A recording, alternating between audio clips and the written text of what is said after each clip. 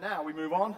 The next presenter is just preparing himself after having a small sort of minor flirtation with panic, lost his presentation about 3 minutes ago. All is fixed and he's ready to go now. So now he's composing himself. Dr. Alexander Schellong will join you in a moment. Alexander has extensive experience in strategic consulting, business unit leadership, and mission-critical international project and operations management across the world, in Europe, Middle East, East Africa, Asia, and for the US government, German government, and other commercial clients. His domain expertise covers, amongst other things, e-government, cybersecurity, cloud, BPO, and digital transformation. Alexander has a PhD, having taught in Frankfurt, Harvard Kennedy School, Stanford, and indeed a nice time, as he told me earlier, in the University of Tokyo. We look forward to welcoming Alexander to the stage and providing us his presentation on overcoming the cyber capability barrier. Alexander.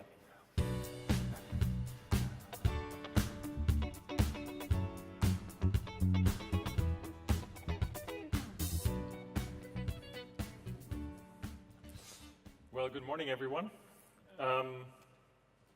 Last week, I did my reserve duty with the German Cyber Command for the Cyber Commanders Forum and also ICOS. And what I noticed there was frequent mention of the fact that we have an issue with cyber capability building and sharing. And there seems to be a lot of confusion. I even talked to one candidate or a participant, and they said, you know what, I've been in this industry or this world for 20 years, and it just doesn't work, and it won't work. So it really got me thinking, is there a way how we can improve cyber capability sharing? But before I start, I just wanted to ask the crowd here, do you think we have difficulty in sharing cyber capabilities or not? So who is in favor of the fact that we have lots of difficulties of sharing cyber capabilities? Could you raise your hand? Okay. And who is thinking that actually there are no real barriers? Raise your hands. Almost no hands. Okay. Fair enough. So I guess I'm onto something here. So I really started asking myself, okay, how can we find a way to overcome these barriers, and what are these barriers? And if I really start off at a 20,000-foot level, I realized maybe it starts with conventional military thinking, right? If you think about it, these are these four classical military domains: air, land, sea, space. The military, whether it's NATO or any of the allies within NATO, pretty much know what they need to do in order to defend these domains and also attack these domains. So if you think about it, with air, we have the Air Force, fighter jets, AWACS airplanes. In the land forces, we have battle tanks and soldiers. At sea, we have submarines, aircraft carriers, destroyers to dominate the seas, and it really, really works. And at space, some of us even have something like a space force. Whether you consider yourself to be part of the rebellion or Darth Vader's group, that's up to you. But that's the fact of the matter. So you can really dominate these domains. But when we think about cyber, these bits and bytes, it gets really murky and it gets very difficult.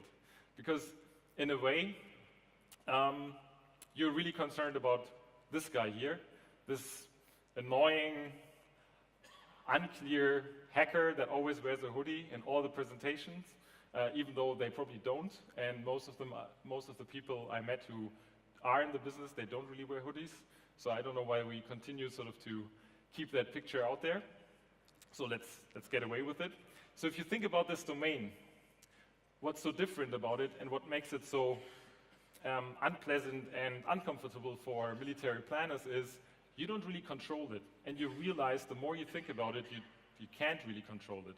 Because most of these elements of the domain, you don't own them.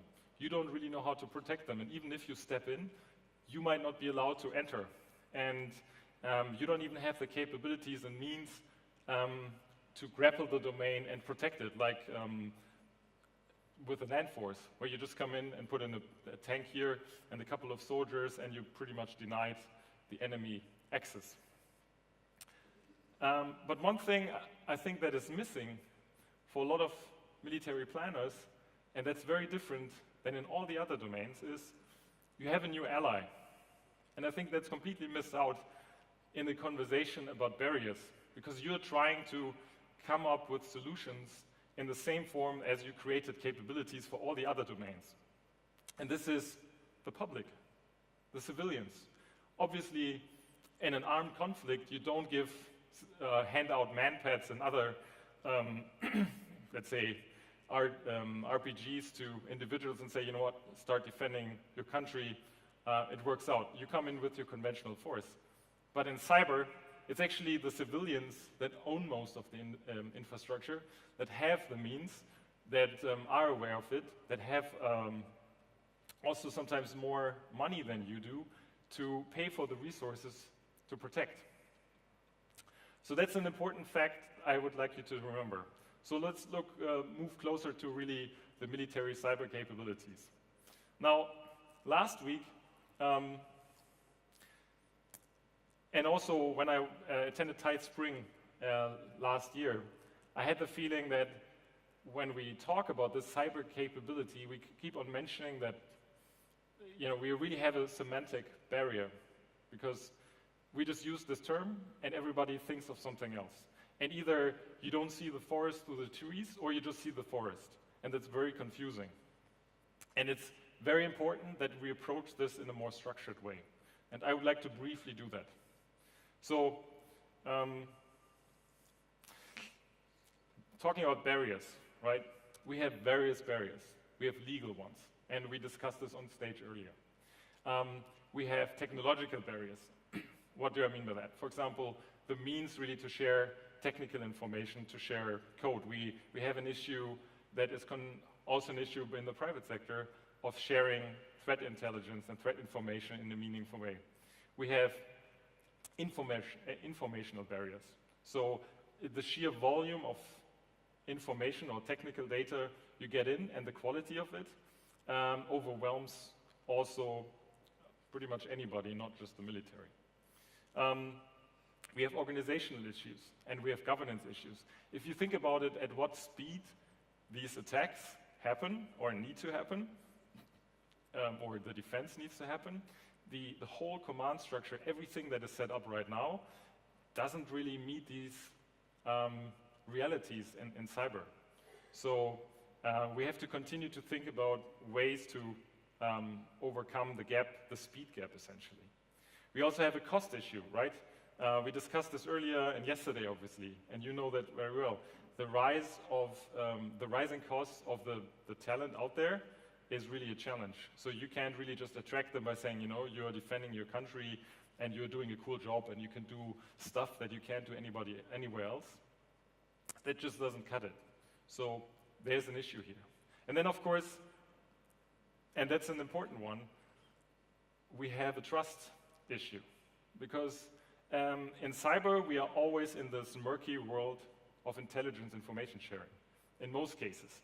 Because when you're in the networks, you get access to, because you don't even know sometimes where all your maybe crown jewels and data you want to protect lies, you have an issue because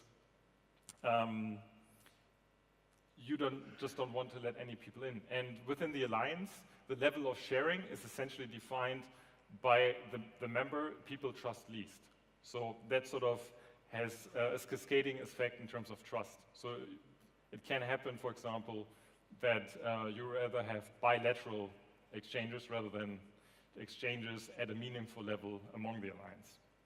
But let's talk about cyber capabilities. And again, I think we need to, when we talk about the subject and not being overwhelmed by it, we need to look at it from a defensive perspective and an offensive perspective. And obviously, this is not a conclusive list.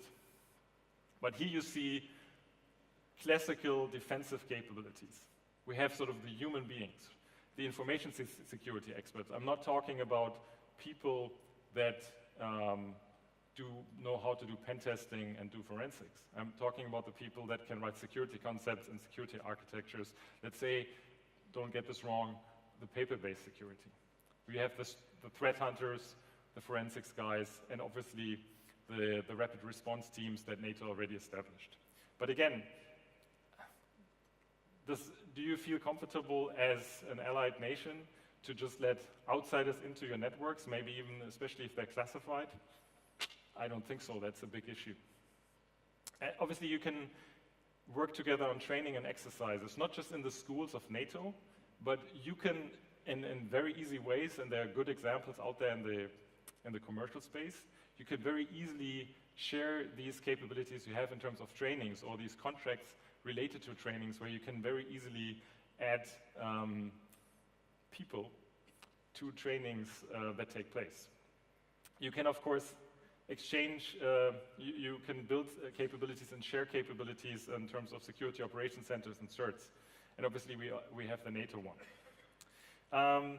Also, what is probably an important part on the defense side is really the intelligence. Malware signatures, incident insights, alerts, third-party information such as from EU or commercial vendors that have these insights because they deploy a global network of endpoint security solutions that capture all these signatures. Another thing that is, I think, of interest and sometimes overlooked is really contracts and procurement. So say, imagine you are a nation and you are really under attack, but it would take months and months for you to even come up with a contract or quickly ask the private sector to provide you with the experts. You could think within the alliance of really sharing, in case of an emergency, the acquisition vehicles of other countries. So to quickly hire experts that then come to your country. Also procurement-wise, I think that's an area that is completely overlooked. You're very comfortable now, think about the cooperations between Germany and the Netherlands, about sharing ships, procuring F-35 jets together. You can do that. And if you look at, again, this is about a structured approach.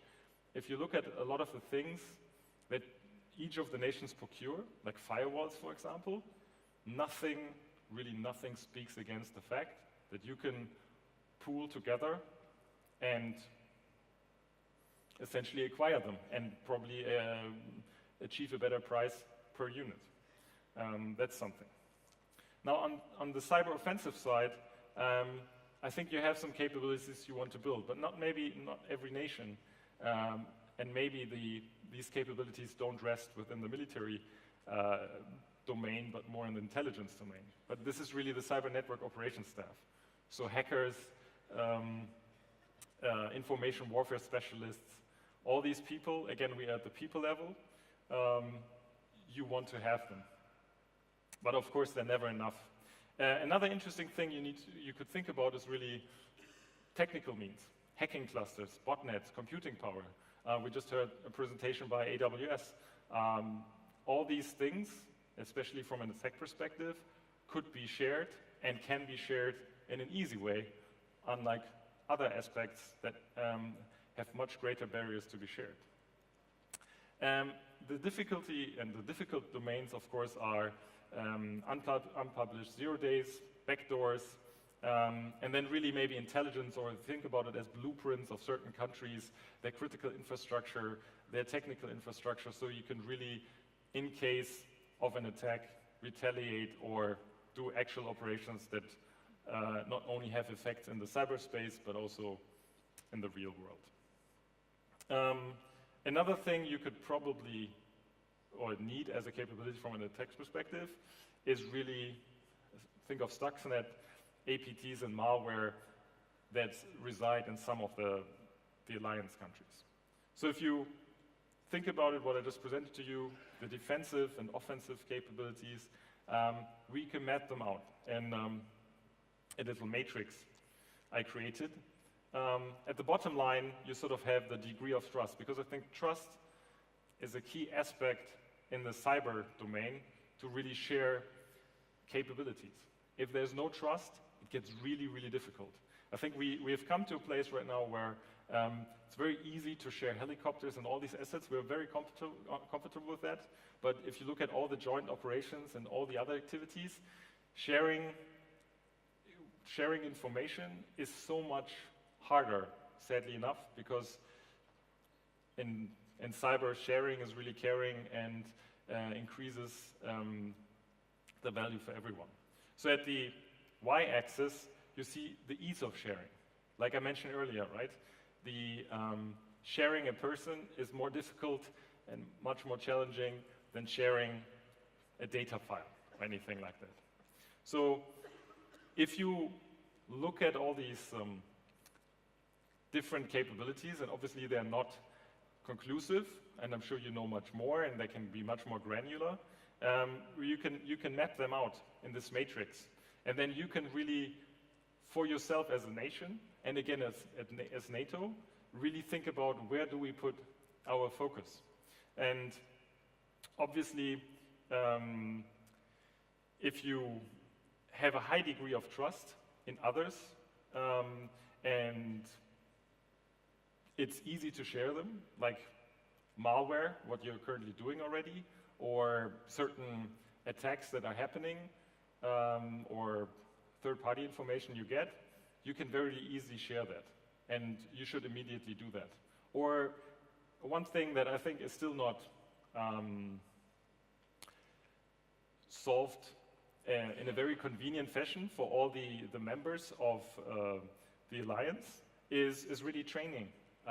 There's no unified platform where any training courses that are offered at the local level as well as sort of within the NATO level, whether it's in the NATO schools or through external companies or organizations at the nation-state level, that can be found, because you don't really know what the demand is, and you will never find out. But usually when you look at other cases of these types of platforms about offers, you will see once the access to what is available is there, you can suddenly better understand the latent demand for these trainings. Obviously, when we talk about these murky little things like cyber weapons, 0 days, that's probably very difficult. And this is where we are sort of at the lower quadrant.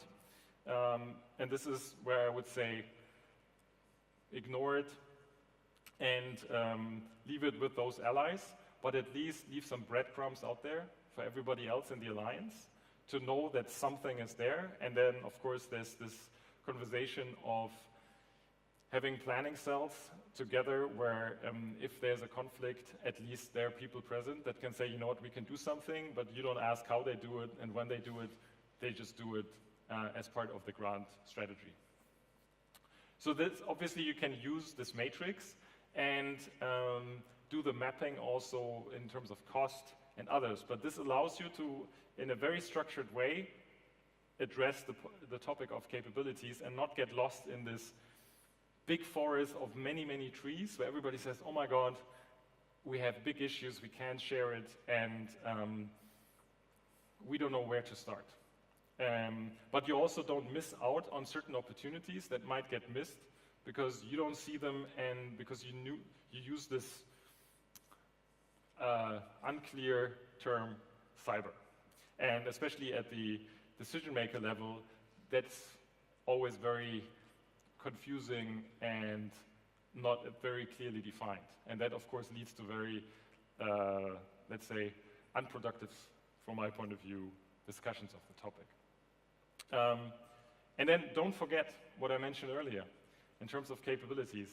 You don't need, in cyber, that's the only domain where you don't need to build all these capabilities like you do in all the other domains, because they rest sometimes in a much better way outside of your domain, and they will come into play, at least from a defensive perspective, when there is something bad going on from a military or tech perspective. So with that being said, my takeaways are, in cyber, the military has to accept the fact that it's just one of the players and it has a different role and you have different allies or new allies. And it's really the civilian side. And that's just something new to accept. And then, of course, if you talk about capabilities, you should really, really do this in a more structured way. Don't just say, yeah, we do a procurement for cyber, do you have an idea? Or we need to better share cyber capabilities. It's not helpful. You really need to look at this in detail and really start the conversation by saying, okay, this is what we focus on today. So with that being said, thank you for your attention. And if there are any questions or the moderators here, I'm happy to answer them. Thank you. Thank you, Alexander. Thank you very much. Thanks again. In the interest of time, we're going to let Alexander off the hook, but there are some questions which I have posted on the iPad, and I'll share those with you. And those, you know what he looks like, so you can find him at the coffee or lunch break as well. Alexander, thank you again, once again. Appreciate it. Thanks a lot.